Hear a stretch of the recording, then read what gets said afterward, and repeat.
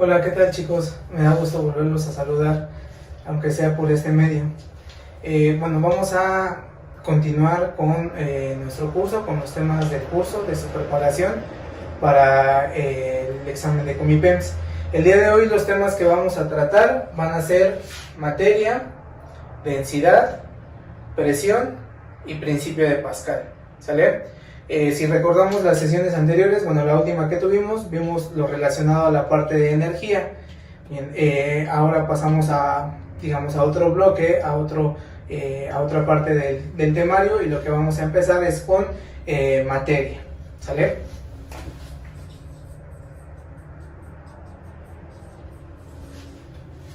Bien, absolutamente todo lo que está a nuestro alrededor es materia. ¿Cómo podemos definir materia? Bueno, materia es todo aquello que ocupa un lugar en el espacio.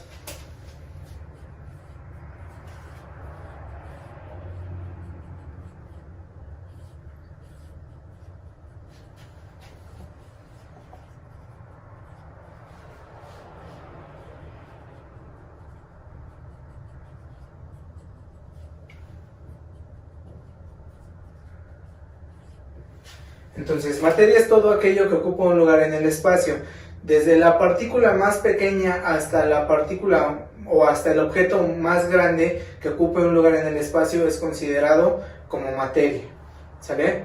Esa materia nosotros la podemos encontrar en 4 estados de agregación, ¿sale? Ustedes seguramente lo recordarán. ¿Cuáles son? Tenemos sólido, líquido, gaseoso y plasma.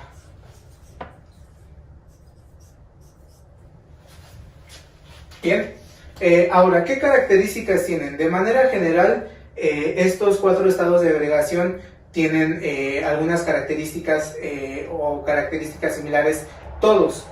Por ejemplo, en el sólido, ¿qué va a pasar? Los sólidos tienen volumen,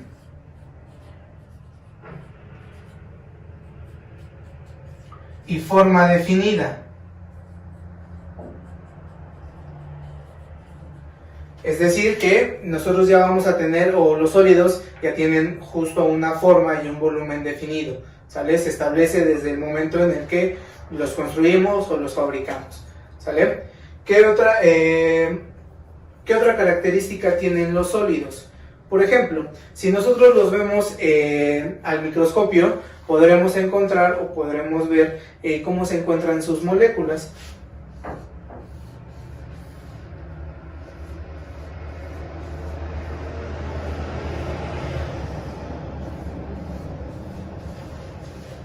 Y vamos a encontrar que sus moléculas están muy unidas, están muy pegadas unas con otras, ¿sale? A eso se le llama, o a esa fuerza que mantienen unidas esas moléculas, se les llama fuerza de cohesión, ¿sale? Si tuviéramos que nosotros definir o medir esa fuerza de cohesión como alta, media, baja, podríamos decir que los sólidos tienen una fuerza de cohesión muy alta.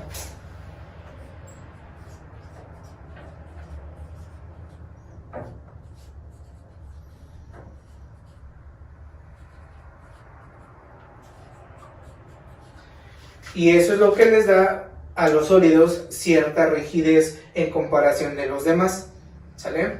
Estas características las van a tener todos los sólidos. Cualquiera de los sólidos que nosotros observemos van a tener estas características, ¿sale? Ahora, ¿qué pasa con los líquidos? Los líquidos tendrán volumen definido,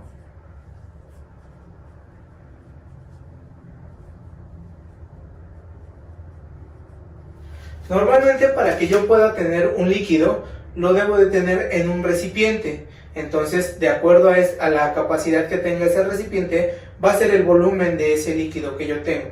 Por ejemplo, si yo tengo agua en una botella de 1 litro, entonces yo ya sé perfectamente que la cantidad de agua que tengo es de 1 litro, ¿sale? Ahora, ¿pero qué pasa con la forma? No tienen forma definida. Sin embargo, adoptan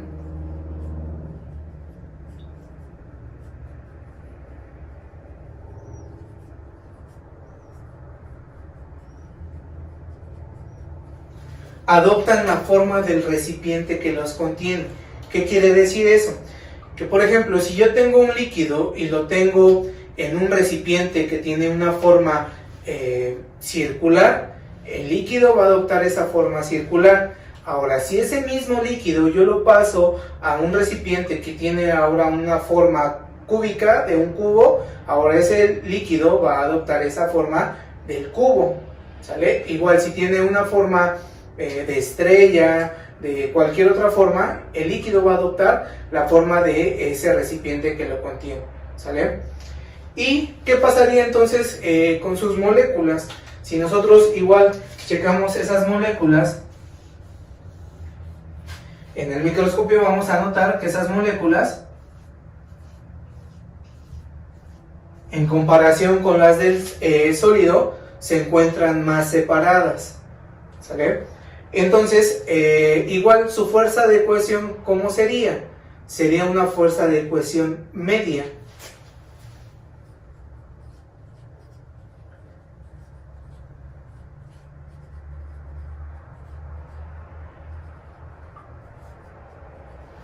¿Sale? Bien, igual, todas estas características las van a tener los líquidos. Todos los líquidos van a tener estas mismas características, ¿sale? Ahora, pasemos con los gases. ¿Qué va a pasar con los gases? Los gases no tienen volumen definido.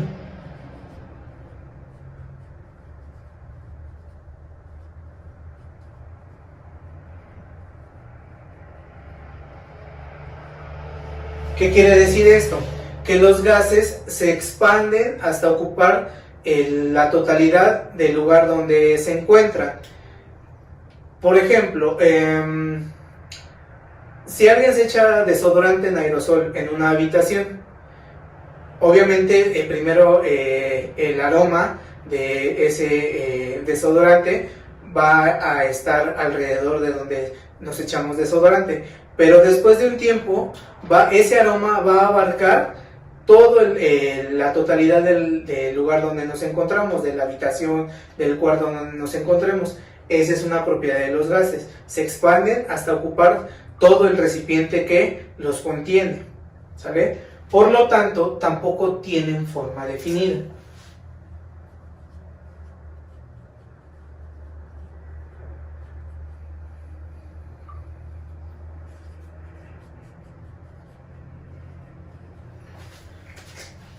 Es decir, como ya lo habíamos mencionado, como se van a expandir hasta el total, en todo el recipiente que los contiene, pues no tienen como tal una forma ya definida, ¿sale?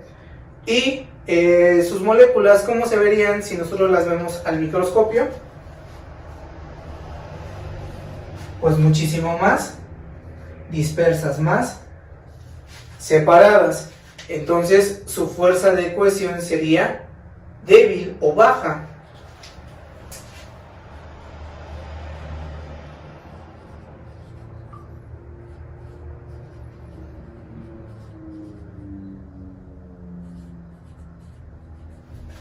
¿Sale? Bien, y por último tenemos el cuarto estado de agregación, que es el plasma. El plasma es algo muy similar a los gases, ¿sale? Por lo tanto no van a tener ni forma ni volumen definido.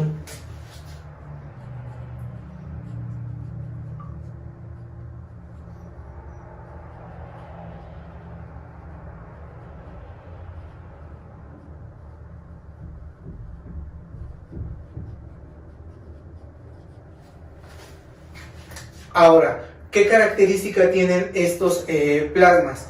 Bueno, que están formados por átomos cargados positivamente, a los cuales se les llaman iones.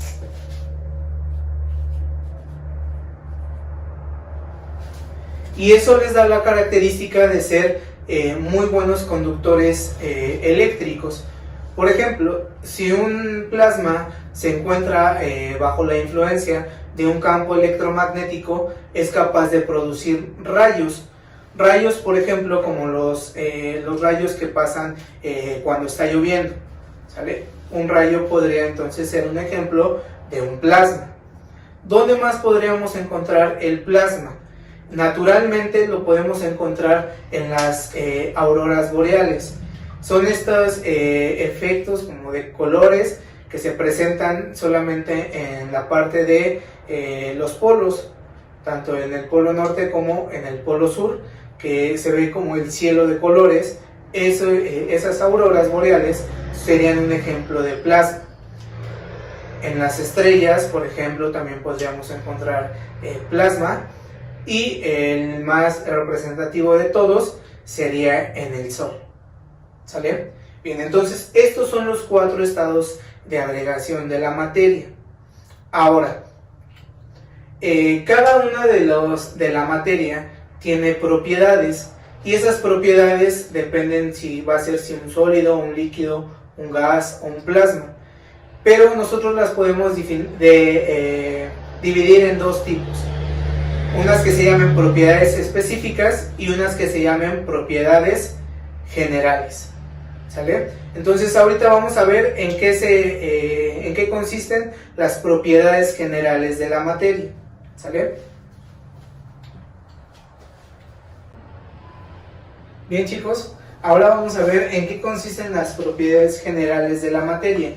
Propiedades generales de la materia quiere decir que absolutamente toda la materia tiene estas propiedades. No importa si se encuentran en estado sólido, líquido, gaseoso o plasma. ¿Sale? ¿Qué propiedades son? Bueno, empezamos con el volumen. ¿Qué es el volumen? Es el lugar que ocupa un cuerpo en el espacio. ¿Vale? Absolutamente todos los cuerpos ocupan un lugar en el espacio, entonces por lo tanto tienen un volumen. ¿Sale? No importa si el cuerpo es muy pequeño o muy grande, tendrá un volumen. De acuerdo a su tamaño será el volumen. Después tenemos la masa. ¿Qué es la masa? Como ya lo habíamos mencionado en algunas sesiones anteriores, es la cantidad de materia que tiene un cuerpo. ¿Sale? Y absolutamente todos los cuerpos tienen materia, por lo tanto todos los cuerpos tienen masa. Después tenemos peso. Peso, igual, si lo recordamos, ya lo habíamos visto en algunas sesiones anteriores, es la fuerza con la que un cuerpo es atraído hacia el centro de la Tierra. ¿Sale? Y absolutamente todos los cuerpos tienen peso. Recuerden que al tener una masa, un cuerpo por lo tanto podrá tener un peso. Recordemos la fórmula para el peso, que es peso es igual a masa por gravedad. ¿Sale? Después tenemos inercia. Recordemos también que esto ya lo habíamos visto cuando vimos las leyes de Newton. ¿Qué es la inercia? Es la resistencia que presenta un cuerpo a cambiar de estado. ¿Qué estado? Pasar del reposo al movimiento o viceversa, del movimiento al reposo. ¿Sale? Absolutamente todos los cuerpos tienen inercia. ¿De qué depende esa inercia? De su masa. Si un cuerpo tiene una mayor masa, su inercia, será mayor. Si un cuerpo tiene menor masa, su inercia también será menor. ¿Sale? Después aquí nos encontramos con algo que se llama impenetrabilidad. ¿Qué es la impenetrabilidad? Es la propiedad que tienen los cuerpos de que dos cuerpos no pueden ocupar el mismo espacio al mismo tiempo. ¿Sale? Yo estoy ocupando este espacio y ningún otro cuerpo puede ocupar este mismo espacio que yo estoy ocupando al mismo tiempo. ¿Sale? Entonces a eso se refiere impenetrabilidad. Después tenemos elasticidad. Es la propiedad que tienen los cuerpos a regresar a su forma original después de haber sido sometido a fuerzas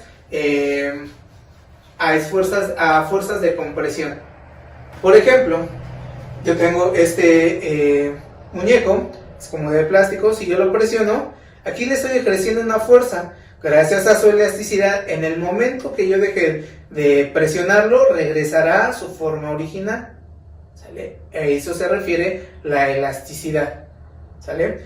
También lo podemos encontrar con las ligas. En el momento en el que nosotros las estiramos, se pueden obviamente estirar. En el momento en el que las soltamos, regresan a su forma original.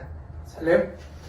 Tenemos también otra propiedad que se llama divisibilidad, que es la capacidad que tiene un cuerpo de dividirse en pequeñas partículas. ¿Sale? Absolutamente toda la materia se puede dividir en pequeñas partículas. ¿Cuál es la partícula más pequeña que nosotros conocemos? El átomo. ¿Sale? Y el átomo ya no se puede dividir. ¿Sale? El átomo es indivisible, entonces esa es la partícula más pequeña. ¿Sale? Y por último tenemos la propiedad que se llama compresibilidad. ¿Sale? Es la propiedad que tienen o la capacidad que tienen los cuerpos de comprimirse. ¿Sale? Igual, tanto sólidos, líquidos y gases se pueden comprimir. En donde se ve más claro este efecto es en los gases. ¿Sale? Tanto los líquidos como los sólidos se pueden comprimir muy poco. Los gases sí se pueden comprimir y es donde más se puede notar ese fenómeno de compresibilidad. ¿Sale? Bien, entonces estas son las propiedades generales, propiedades que tienen absolutamente toda la materia. ¿Sale? Entonces ahorita vamos a pasar a las propiedades específicas. Bien, chicos, ahora tenemos las propiedades específicas de la materia. ¿A qué se refieren las propiedades específicas de la materia? Que solamente alguna de la materia contiene estas propiedades. ¿Sale? Ahora no son todas, solamente son algunas. O que dependiendo del material van a variar. ¿Sale? Tenemos la primera de ellas, el punto de fusión. ¿Qué es el punto de fusión? Es la temperatura a la cual un sólido comienza a licuarse. ¿Y a qué se refiere licuarse? No se refiere a cuando ustedes hacen su licuado de plátano en la mañana, sino se refiere cuando un sólido comienza a pasar al estado líquido. Un ejemplo, si nosotros tenemos un vaso con agua, un vaso a temperatura ambiente, y le agregamos un cubo de hielo, ese cubo de hielo está en estado sólido. Después de un tiempo, esa temperatura de hielo va a empezar a aumentar y se va a derretir por completo, integrándose el hielo al líquido en el cual estaba. ¿Sale? Igual ese punto de fusión es muy útil, por ejemplo, en los metales, para fundir un metal y poderlo meter en moldes para realizar cualquier tipo de figuras. ¿Sale? Después tenemos el punto de ebullición. El punto de ebullición es la temperatura a la cual un líquido comienza a hervir.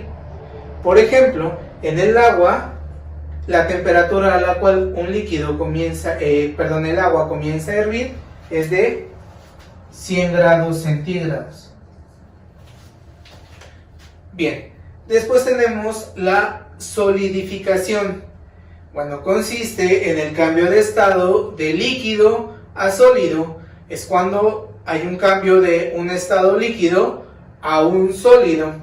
¿Sale? Por ejemplo, volviendo a los metales, cuando los metales ya los tenemos en estado líquido, los vaciamos en un molde, tenemos que esperar a que se sequen, a que pase un cierto tiempo, a que su temperatura baje, disminuya, se enfrían y entonces pasen de líquido a sólido.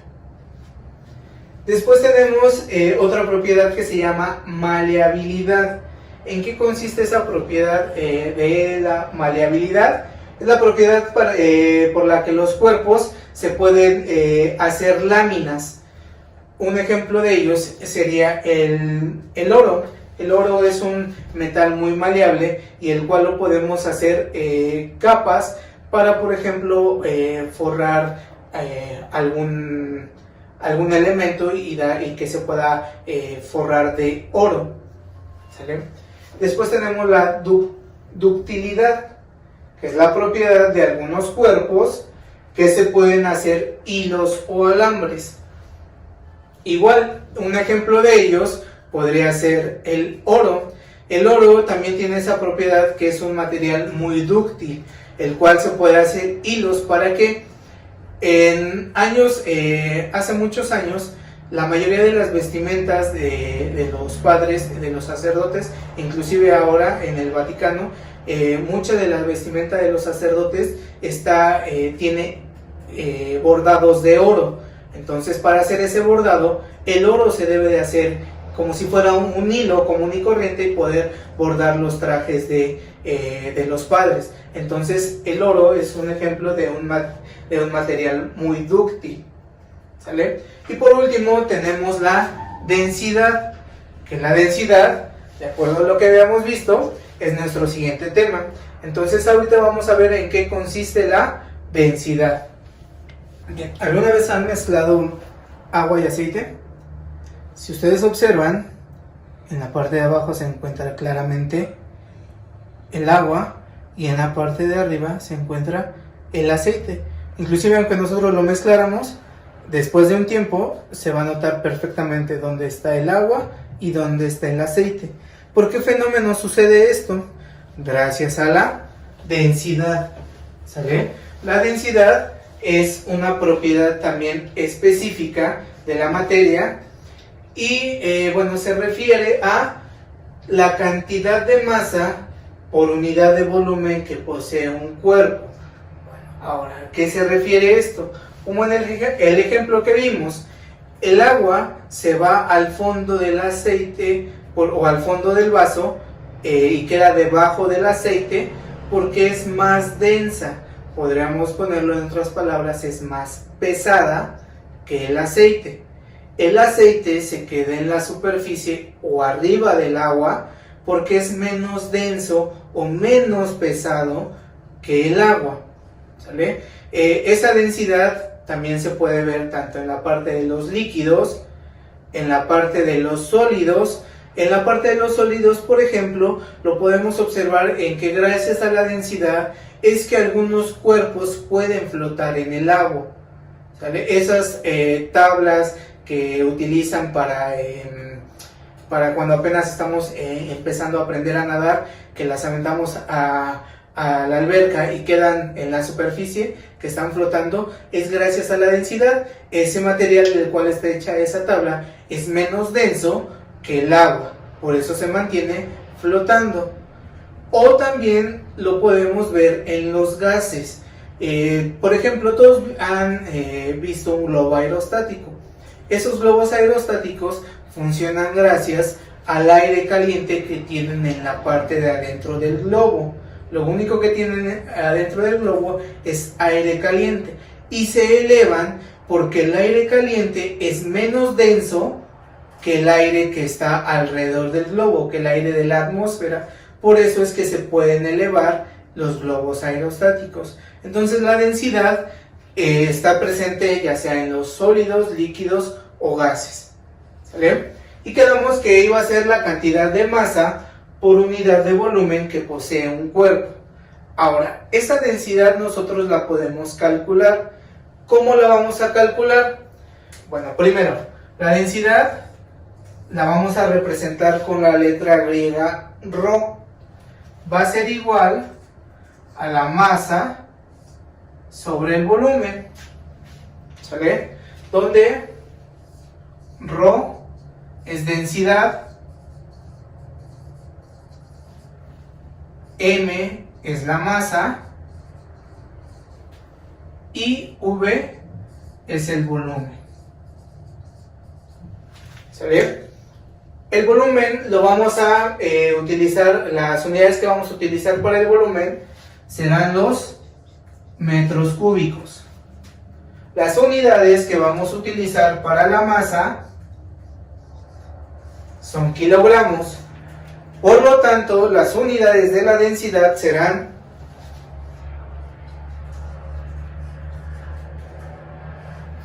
kilogramos sobre metro cúbico, ¿sale? Esas son las unidades en las cuales vamos a medir la densidad.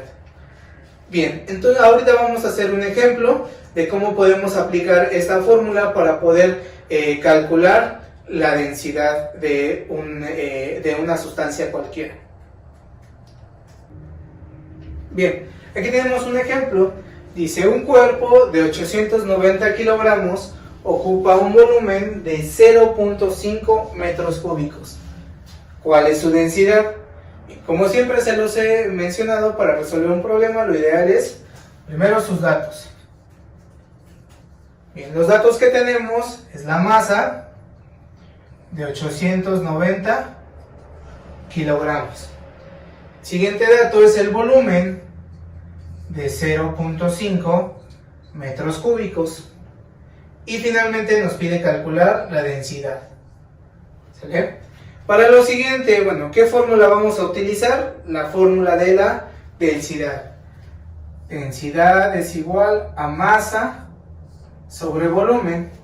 Como lo que nos pide calcular es la densidad, en este caso no tenemos que hacer algún despeje adicional. ¿Sale? Entonces simplemente sustituimos los valores en la fórmula. Densidad es igual a la masa, que son 890 kilogramos sobre 0.5 metros cúbicos. Hacemos nuestra división. 890 entre 0.5 me da 1780. La densidad es igual a 1780 kilogramos sobre metro cúbico. ¿Sale? Este sería el resultado que me está pidiendo. Ahora, si por ejemplo nos pidiera calcular ya sea la masa o el volumen, tendríamos que hacer un despeje de la fórmula. ¿Sale? Esa fórmula también la podemos manejar en un triángulo de esta manera.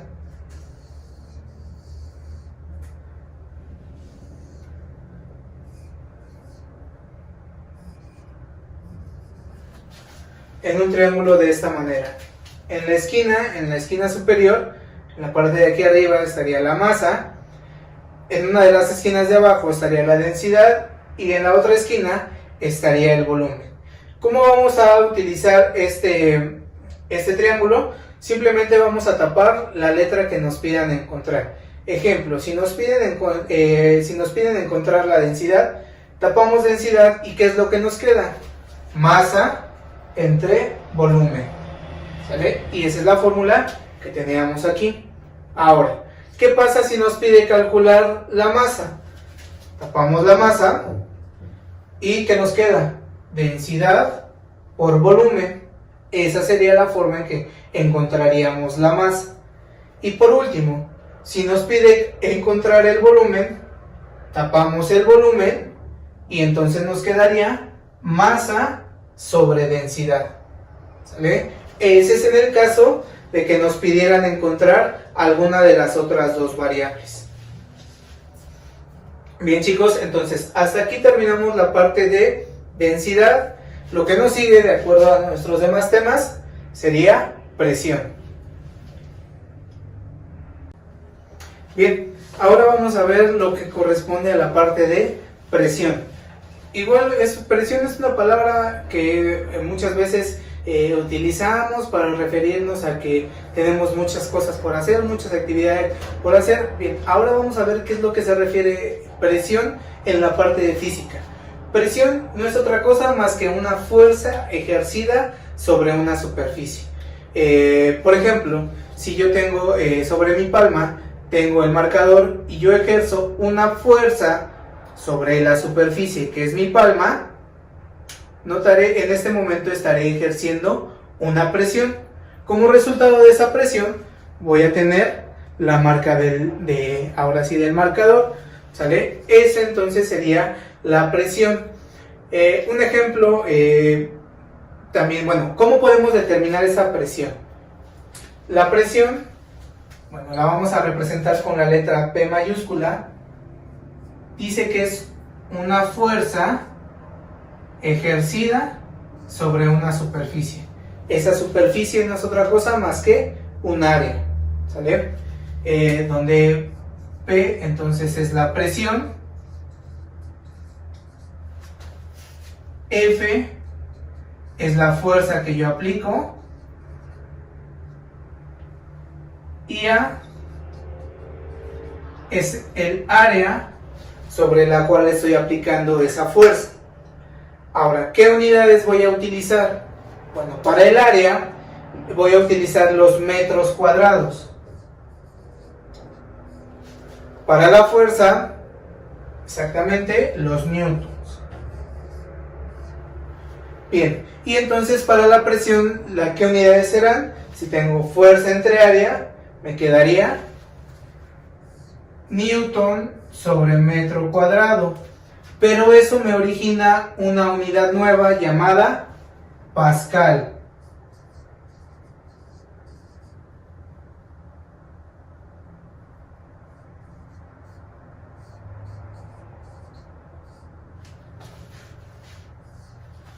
Pascal, que la vamos a representar con la letra P mayúscula, A minúscula. ¿Sale? Entonces las unidades de presión serán los pascales. Ahora, ¿a qué se refiere esta parte de la presión o qué efectos vamos a tener en la parte de la presión?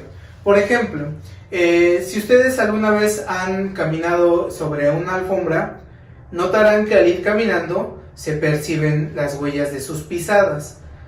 Pero también en ese mismo lugar donde está la alfombra, si ustedes, por ejemplo, mueven una silla de un lugar a otro, notarán que al quitar la silla, se notan también las marcas de las patas de la silla. Ahora, ¿cuáles se notan más? Con mayor intensidad, las marcas de la pata de la silla o las marcas de sus pisadas. Las marcas de la pata de la silla son las que se notan más. ¿Por qué? Bueno, porque influye el área. Supongamos, esta es el área de la pata de la silla y esta es el área de nuestro pie. ¿Sale? Entonces, al haber una mayor área, entonces la presión será menor. Y entonces, ¿qué pasa cuando tenemos un área muy pequeña? Cuando el área es menor, la presión entonces es mayor. ¿Sale? Por ejemplo, aquí tenemos, ¿qué pasa cuando el área es menor? La presión entonces será mayor. Y entonces, ¿qué pasaría con la fuerza? La fuerza también sería mayor. Ahora, el caso contrario. ¿Qué pasaría si el área es mayor? Si el área es mayor, entonces la presión es menor y la fuerza, por lo tanto, debería ser menor.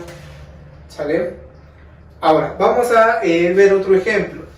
Tenemos aquí dos cajas exactamente iguales. Tienen las mismas características, el mismo tamaño, tienen la misma masa. ¿Qué es lo único que cambia con ellas? La forma de cómo están acomodadas. Mientras esta está apoyada sobre su lado más largo, esta está apoyada sobre su lado más angosto.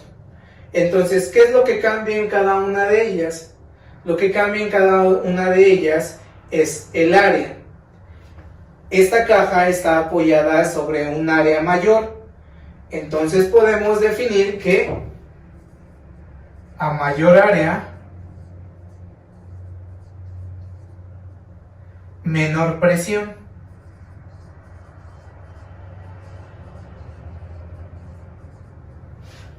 Y entonces esta que tiene un área menor, podemos definir que a menor área,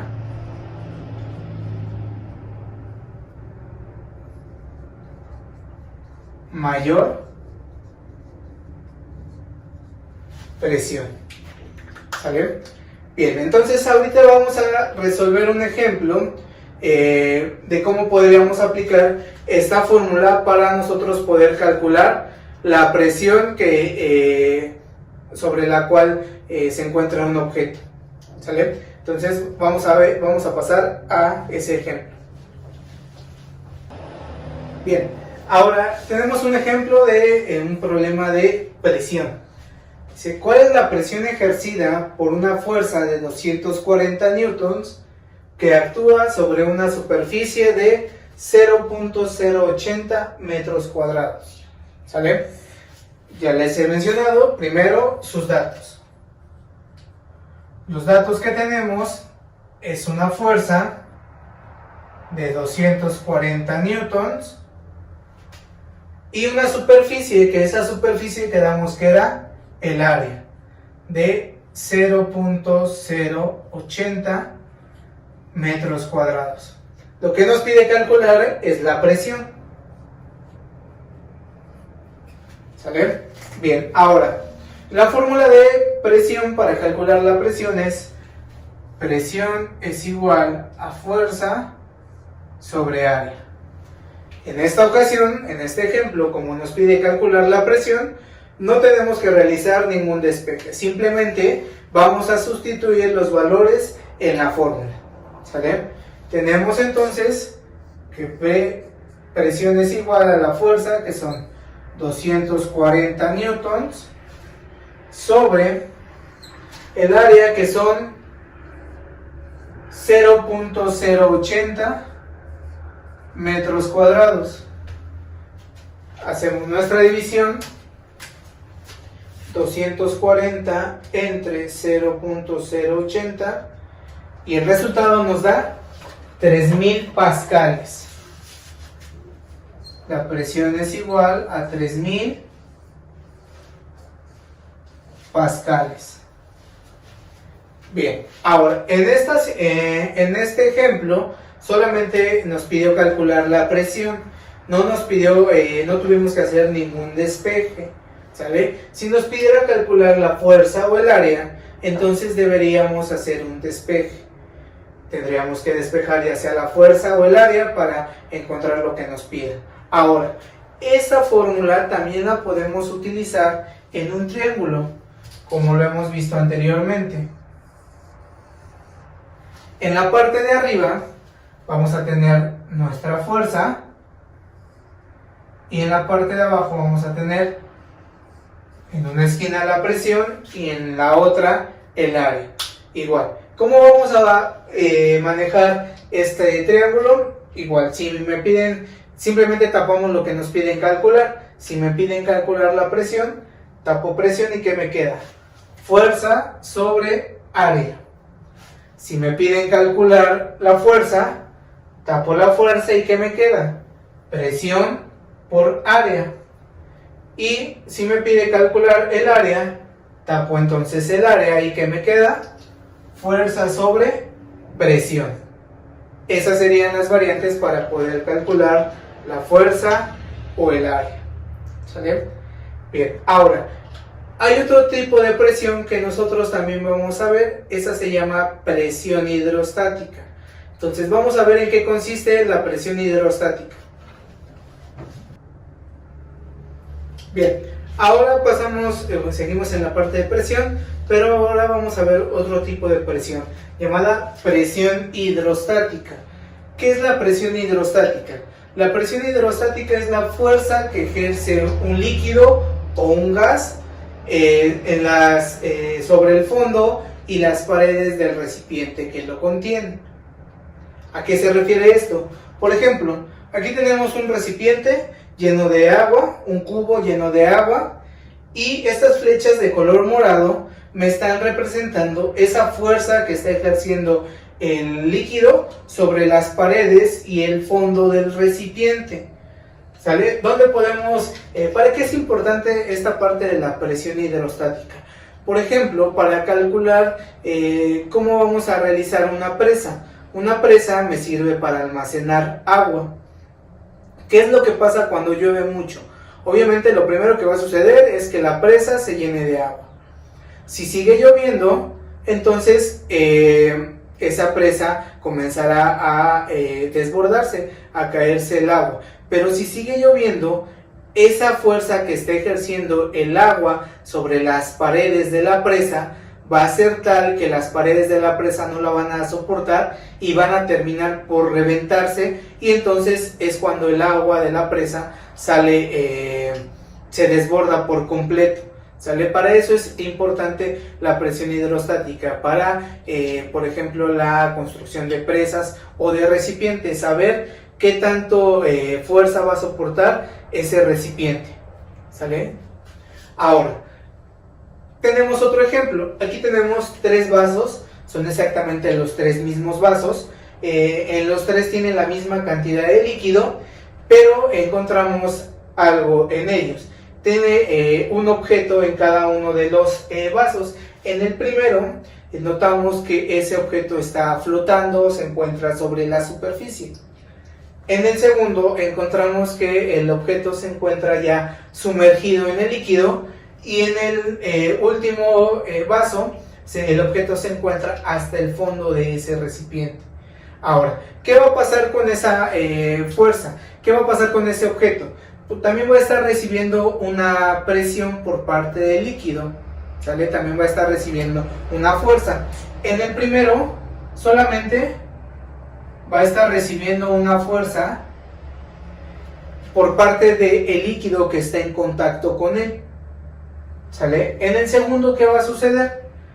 En el segundo vamos a ver que también va a estar recibiendo una fuerza por parte de ese líquido, y esa fuerza es en todas direcciones, ¿sale? Y en el último, de igual manera va a recibir una fuerza por parte del líquido, que también va a ser en la mayoría de las direcciones. Ahora, al estar efectuándose una fuerza sobre una superficie, también se está efectuando una presión. Ahora, ¿en cuál de estos 3 puntos el objeto recibe una mayor presión? ¿En el que está sobre la superficie, en el que está ya sumergido en el líquido, o en el que está totalmente hasta el fondo? Bien, tal vez muchos creerán que es en este, porque recibe fuerza de todos, en todas direcciones del líquido, pero no es así. En donde tiene una mayor presión ese objeto es en el último, donde se encuentra hasta el fondo. ¿Por qué? Porque está recibiendo la fuerza de una mayor cantidad de líquido sobre él. Es prácticamente todo el líquido el que está ejerciendo una fuerza sobre ese objeto. Entonces, en este punto recibe la mayor presión. Entonces, la presión hidrostática tiene que ver también con la profundidad. Podemos decir que a mayor profundidad, mayor presión hidrostática.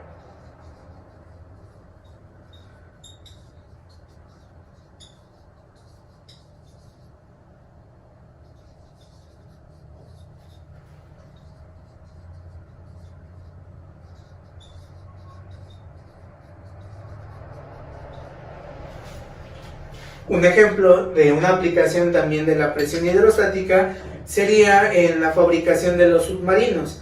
Los submarinos se encuentran, o siempre, la mayoría de las veces, navegan sumergidos en el mar. Entonces, de acuerdo a la profundidad a la cual vaya a navegar ese submarino, deberá de estar construido para que soporte toda esa presión, dependiendo de qué tan profundo vaya a encontrarse ese submarino, ¿sale? Ahora, ¿cómo podemos calcular esa presión hidrostática?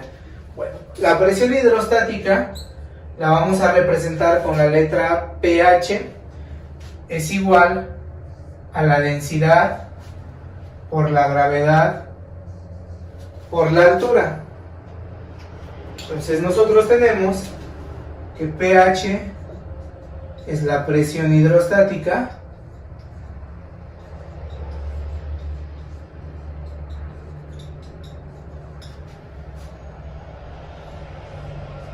Rho, que es la densidad, G, que es la gravedad, y H, que es la altura o profundidad.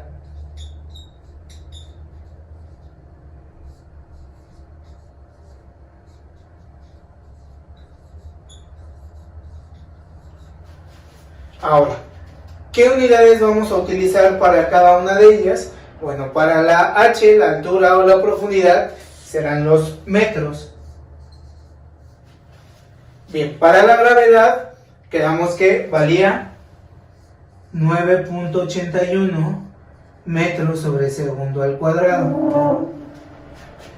La densidad, que ya lo vimos, son kilogramos sobre metro cúbico. Y finalmente la presión hidrostática, sus unidades serán los pascales. Bien, ahora vamos a resolver un ejemplo en el cual veamos cómo podemos utilizar esta fórmula para determinar la presión hidrostática. Bien, ahora vamos a ver un ejemplo para calcular la presión hidrostática. El problema dice lo siguiente: ¿cuál es la presión que ejerce una columna de agua de 6 metros de altura en el fondo de un pozo? Aquí tenemos un pequeño pozo. Lo que dice es que desde donde está el nivel del agua hasta el final del pozo hay 6 metros. A eso se refiere. Y queremos saber cuál es la presión que está ejerciendo esa cantidad de agua sobre el fondo del pozo. ¿Sale? Bien, primero vamos a poner nuestros datos. ¿Qué datos tenemos? Bueno, lo primero es la altura. La altura, que son 6 metros. Después, aquí el problema nos está dando ya el dato de la densidad. Nos dice que la densidad del agua es de 1000 kilogramos sobre metro cúbico. Entonces ya tenemos el dato de la densidad. Son 1000 kilogramos sobre metro cúbico. ¿Qué otro dato conocemos? El de la gravedad. G, que vale 9.81 metros sobre segundo al cuadrado. ¿Qué me pide calcular? La presión hidrostática. Bien, entonces para la presión hidrostática, ¿qué fórmula vamos a emplear? Presión hidrostática es igual a la densidad por la gravedad por la altura. ¿Sale? Ahora, en este caso, como nos pide calcular la presión hidrostática, no hay necesidad de hacer algún despeje. Entonces simplemente vamos a sustituir nuestros datos en la fórmula. Presión hidrostática es igual a la densidad, que vale 1000 kilogramos sobre metro cúbico. 1000 kilogramos sobre metro cúbico por la gravedad, que vale 9.81 metros sobre segundo al cuadrado, por la altura, que vale 6 metros. ¿Sale? Entonces hacemos una multiplicación de esas tres. Tenemos 1000 por 9.81 por 6, me da un total de presión hidrostática 58.860, ¿qué unidades? Pascales.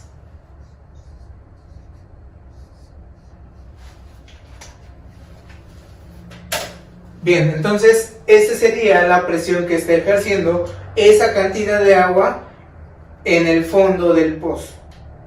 Ahora, en este problema solamente nos pidió calcular la presión hidrostática y no tuvimos que hacer ningún despeje. ¿Qué pasa si nos pedía, por ejemplo, calcular la altura o la densidad o la gravedad? Tendríamos que hacer un despeje.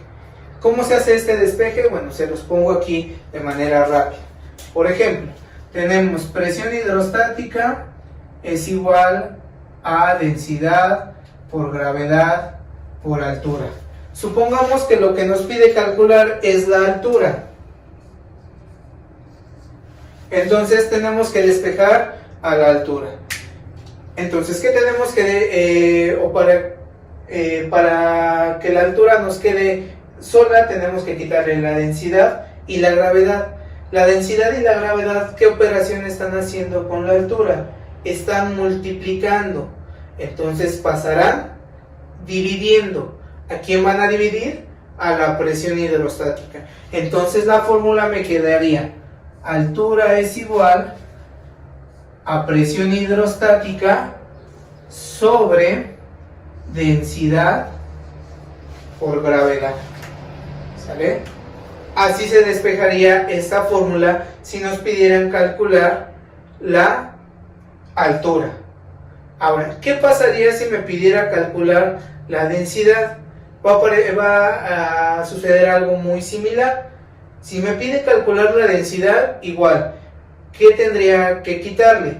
La gravedad y la altura. La gravedad y la altura, ¿qué operación están haciendo con la densidad? Multiplicando, entonces pasarán dividiendo. ¿A quién van a dividir? A la presión hidrostática. Entonces la fórmula me quedaría de la siguiente manera. Densidad es igual a presión hidrostática sobre gravedad por altura. ¿Sale? Y así quedarían los dos despejes. La gravedad no la pueden pedir porque recordemos que ese valor va a ser el mismo para toda la Tierra. ¿Sale? Entonces, hasta aquí llegamos en la parte de presión hidrostática. Y el último tema que nos hace falta por ver es principio de Pascal. Bien chicos, por último llegamos al principio de Pascal.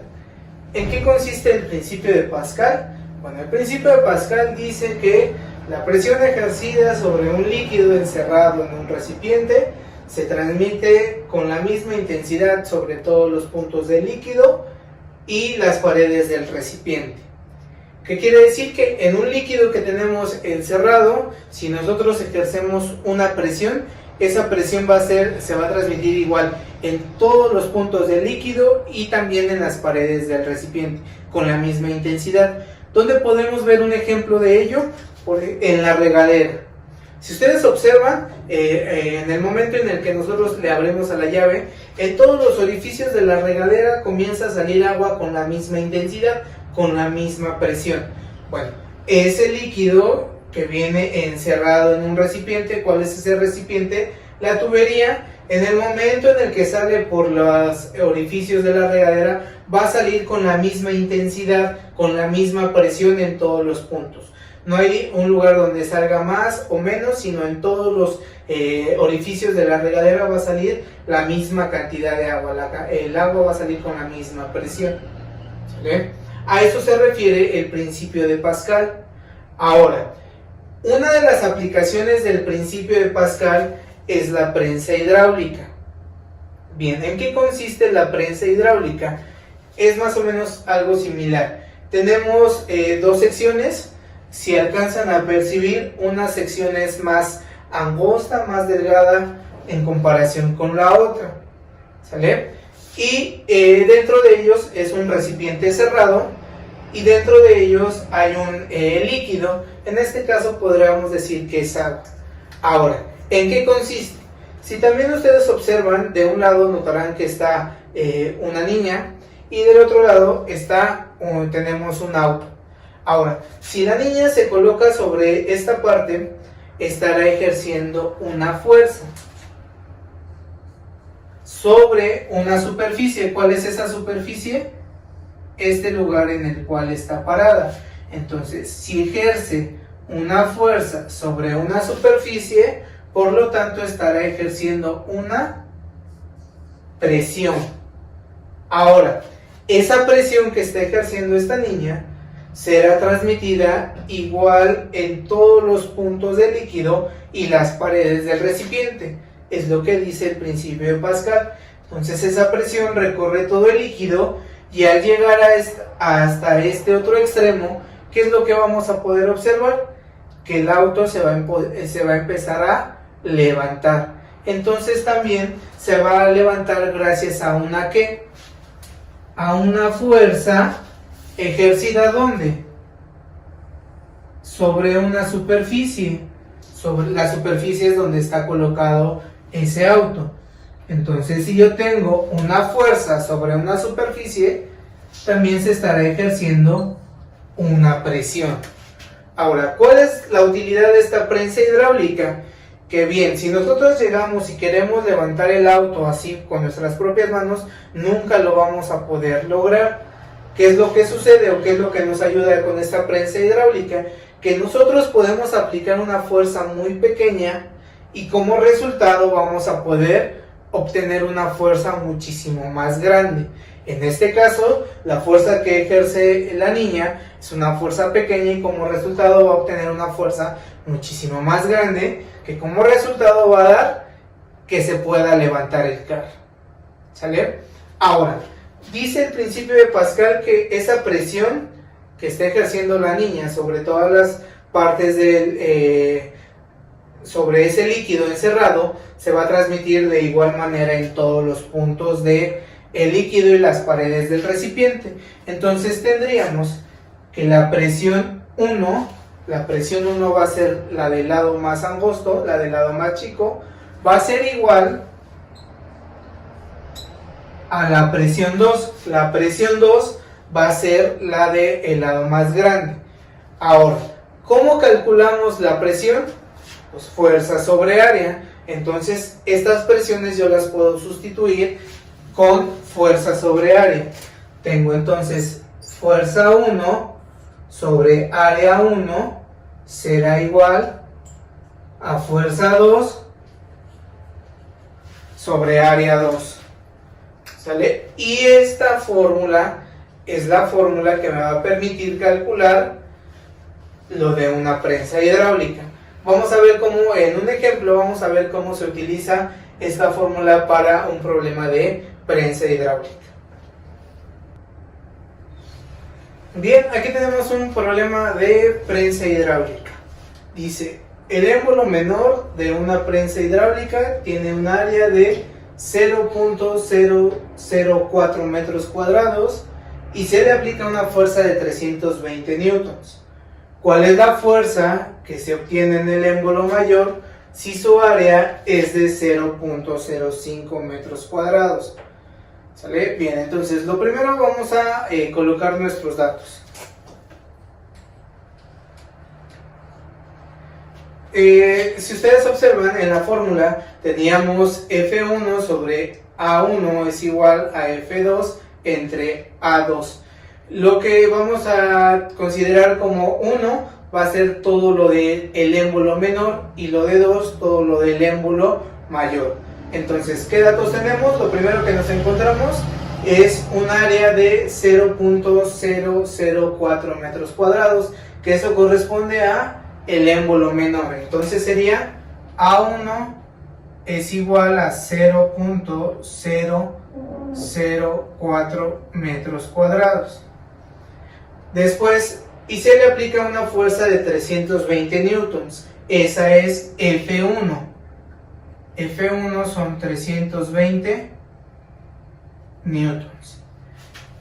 Y finalmente nos da como dato el área del émbolo mayor, o sea, A2.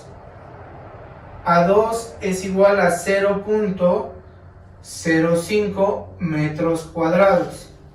Entonces lo que nos está pidiendo calcular es F2. ¿Cuál es la fuerza que se obtiene en el émbolo mayor? Ahora, vamos a partir de la fórmula que teníamos o que vimos hace un momento. F1 sobre A1 es igual a F2 sobre A2. ¿Sale? Si ustedes observan, tenemos tres datos de esos cuatro que nos piden. Tenemos la fuerza 1, el área 1 y el área 2. Lo que nos pide calcular es la fuerza 2. Entonces, de entrada sustituimos los valores que tenemos. La fuerza 1, que son 320 newtons, sobre el área 2, perdón, el área 1, que son 0.004 metros cuadrados, es igual a F2, que no lo conocemos, entre el área 2, que es 0.05 metros cuadrados. Ahora, ¿cómo lo vamos a resolver? Como si fuera una regla de 3, ¿sale? Este 0.05 que está solito, que no tiene valor en la parte de arriba, va a multiplicar por el número que tiene en diagonal a él y finalmente lo dividimos entre el otro número, ¿sale? Entonces quedaría 0.05 va a multiplicarse por 320 y lo que nos salga lo dividimos entre 0.004. Nos quedaría de la siguiente manera. F2 es igual a 0.05 metros cuadrados por 320 newtons entre 0.004 metros cuadrados. Hacemos nuestra operación. Tenemos 0.05 por 320 entre 0.004. El resultado nos da 4000.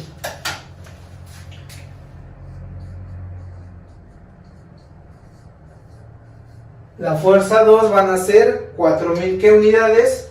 Pues newtons. Este metro cuadrado se va con este metro cuadrado y nos quedan newtons. ¿Vale? Y así resolvería un problema de prensa hidráulica. Siempre nos van a dar 3 valores y nos pedirán encontrar uno más, el cuarto valor. En este caso nos dieron los dos del lado menor y nos pedía calcular la fuerza del lado mayor. Ahora, ¿qué pasa, por ejemplo, si nos hubieran dado, no sé, los dos del lado mayor y la fuerza del lado menor? Nos pediría calcular el área. Exactamente lo mismo, tendríamos estos dos valores y tendríamos este valor. Entonces, este que está solito va a multiplicarse por este que está en diagonal a él y lo dividimos entre la fuerza 2. ¿Sale? Así que entonces terminaríamos el ejemplo de una prensa hidráulica